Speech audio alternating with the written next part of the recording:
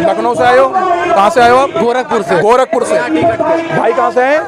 नेपाल से आए हैं। भाई इन बंदों को मैं नमन करता हूँ जो बंदे गोरखपुर नेपाल से आ गए और दिल्ली एनसीआर बड़े बड़े चौधरी बनते, दादा बनते हैं, अपनी बड़ी बड़ी गाड़ियों में हवाबाज बैठे हुए। तुम बैठे रहो, तुम एक दिन वहाँ लेट भी जाओगे और कोई लिटा भी देगा तुम्हें। तुम इंतजार कर रहे हो तुम्हारी बहन बेटी हो, कब बलात्कार हो। तुम इंतजार कर रहे हो तुम्हारी जमीनों पे कब कब्जा हो। तुम इंतजार कर रहे हो इस देश को इस्लामीकरण कर दिया जाए।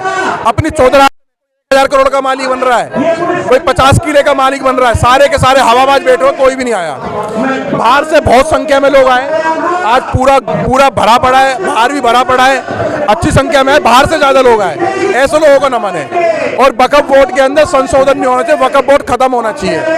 वक्फ बोर्ड एक गुंडा नाम की चीज है, गैंग नाम की चीज है। इससे ना मुसलमानों को फायदा, ना इस मातृभूमि को फायदा, ना इस देश के कानून को फायदा, ना इस देश के बीएमएस को फायदा, ना इस देश के लोगों को फायदा। कौन सा धर्म? कैसी बात कर रहे हो? जिस धर्म का हिस्सा इस्लाम ने बोला है कि ना मस्जिद है, ना मस्जिद हमारा हिस्सा है, ना मदरसा हमारे इस्लाम का हिस्सा है, ना कोई कब्र हमारे इस्लाम का हिस्सा है। खुद इस्लाम बोलता है इस बात को। तो जमीनों में कब्जा करके क्या बनाओगे? अगर वक्फ आ गया, जिस दिन ये 40% हो गए, इस देश को खत्म करने में, इस देश की अखंडता को, इस देश के कानून को, संविधान को खत्म करने में वक्फ बोर्ड की जमीनों का यूज होगा। सेंटर बनाए जाएंगे, सेंटर। ISIS के देख रहे पाकिस्तान में कैसे बने हुए बिल्डिंगे, ऐसे सेंटर बना लेंगे ये लोग। और वक्फ बोर्ड क्यों? जबरदस्ती ठोका हुआ संविधान के अंदर, जबरदस्ती सरिया कानून ठोका हुआ, जबरदस्ती पर्सनल लॉ को ठोका हुआ, सारा जबरदस्ती तो है। विशेष समुदाय बोल करके इतने सारी चीजों के बेनिफिट और फायदे दिए गए हुए, कैसे नहीं कर सकते? तो इधर में सनातन बोर्ड बना दो ना। सनातन बोर्ड बनेगा, फिर जाट बोर्ड बनेगा, फिर गुर्जर बोर्ड बनेगा, फिर वाल्मीकि बोर्ड बनेगा, फिर जाटव बोर्ड बनेगा, फिर राजपूत बोर्ड बनेगा। और जिस दिन राजपूत बोर्ड बन गया, कहाँ जाएंगे वक्फ बोर्ड वाले? जिन्होंने 576-74 रियासतें दे दियो, दान दे दियो, अगर मान ली तो बताओ क्या जाओ? पता आपको 73% भारत भूमि चले जाएगी। 73% करोगे क्या? खत्म होगा। सरकार को सब दिखेगा। सरकार इसलिए लाए, सरकार हम लोग आलू टमाटर पानी गाड़ी पेट्रोल के लिए लाए, इसलिए लाए कि बचाओ इस मातृभूमि को। अब इस मूवी के टुकड़े नहीं देखना चाहते, सरकार इसलिए लेकर आए। और जिस तरीके से रेखा गुप्ता जी ने ईद में पता नहीं क्या राम बोल दिया, राम नहीं बसते। अगर रेखा गुप्ता जी अगर यही बयान इलेक्शन से पहले दे दिया होता तो आज दोबारा सत्ता के अंदर केजरीवाल होता मुख्यमंत्री।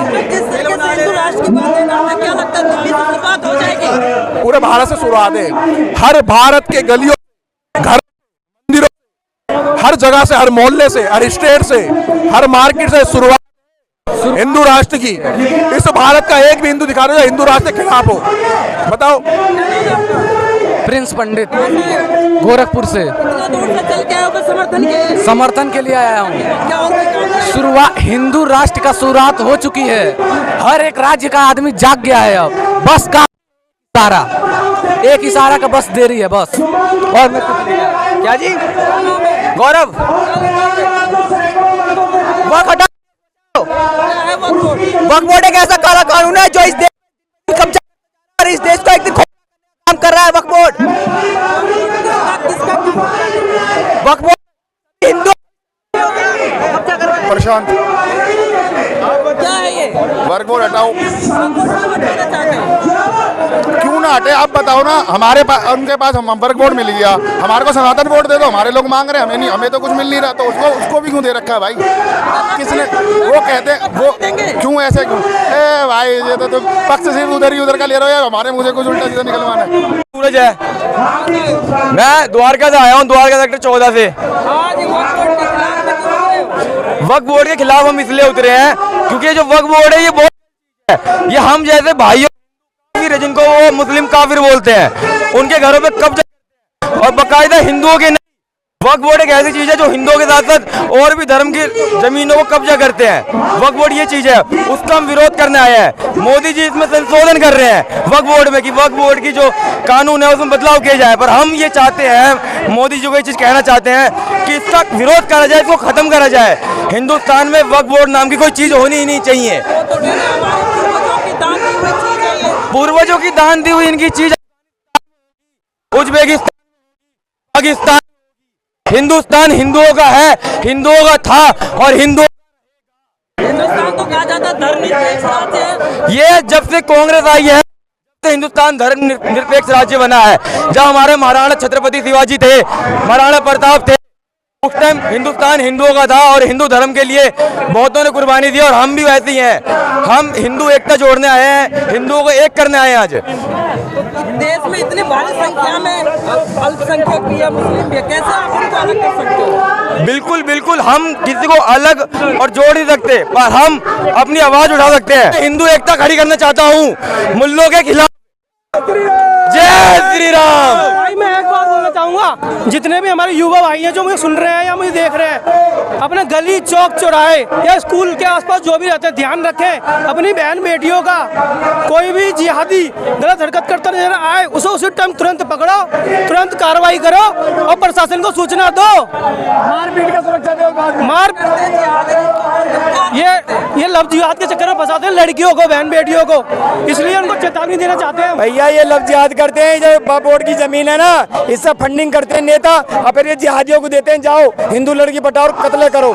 ये फंडिंग का खेल है, जमीन कब्जाना। और हाथ पे तोड़ दो पहले ही। इनके पहले तोड़ो बढ़िया तरीके से, फिर पुलिस बुलाओ। ये बात मुस्लिम, कोई मुस्लिम जगह होगी, मुस्लिम गांव होगा, वहां से एक पोस्टर लीक होके आया था। उसमें था कि पंडित बेटी से, पंडित की लड़की सेट करोगे तो 50,000 मिलेंगे, ब्राह्मण की लड़की सेट करोगे तो 80,000 मिलेंगे। उनका बस ये काम होता है हमारी हिंदू धर्म की लड़कियों को, बेटियों को जो नासमझ है उनको टारगेट करके उनको इस्लाम धर्म, उनकी आबादी बढ़ेगी। आप भी ये चीज अच्छे, एकदम अच्छे से, ये देश में जिसकी ज्यादा जनसंख्या, ये एक सच्चाई है। आप सच्चाई हमको बचपन से सिखाया गया है। आप एक न्यूज रिपोर्टर है, आप बताइए आपको सिखाया गया कि नहीं सिखाया गया? हम दो हमारे दो, बताओ भाई, किसने अभी नहीं सुनी? हम दो हमारे दो, हमको में सिखाया गया है हम दो, पर किसी मुस्लिम को नहीं सिखाया गया। मुस्लिम, मेरे घर के पीछे एक गली है, उस गली में एक घर है, उस घर में एक मुस्लिम परिवार किराए, उसके 9 लड़की है, उन्होंने क्रिकेट टीम बना रखी है। कल को उस गली में कोई उससे बोल सकता है, अगर वो गलती भी कर रहा होगा, हिंदू उसके खिलाफ आवाज उठा सकता है, क्योंकि वो 9 है, वो 9 एक साथ आ जाएंगे मारने के लिए। हिंदू एक एक हो रखा है।